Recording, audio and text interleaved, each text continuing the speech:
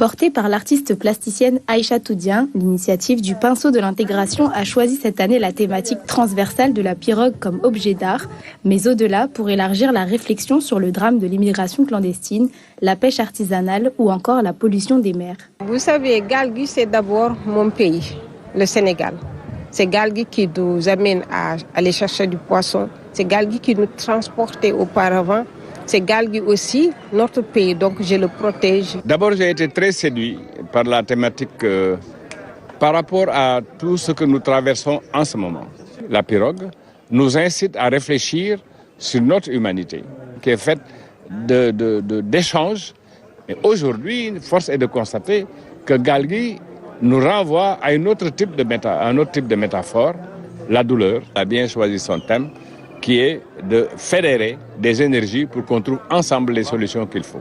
Le vernissage de l'exposition de leur production s'est alors tenu à l'Océanium de Dakar sous le parrainage du président du Conseil national du patronat du Sénégal, qui en a profité pour encourager ses confrères à soutenir les artistes. Et j'ai eu l'occasion aussi de faire un tour pour voir les différentes galgues, plusieurs galgues décorées de différentes façons, chacune d'elles avec une expression particulière. Il faut quand même aussi acheter.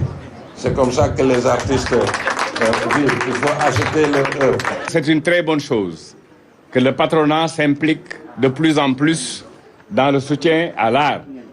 Les visiteurs ont eux aussi été invités à apporter leur touche à la contribution collective des 40 et quelques artistes de 22 nationalités différentes, venus travailler en synergie durant les 5 jours de symposium au parc forestier de Han.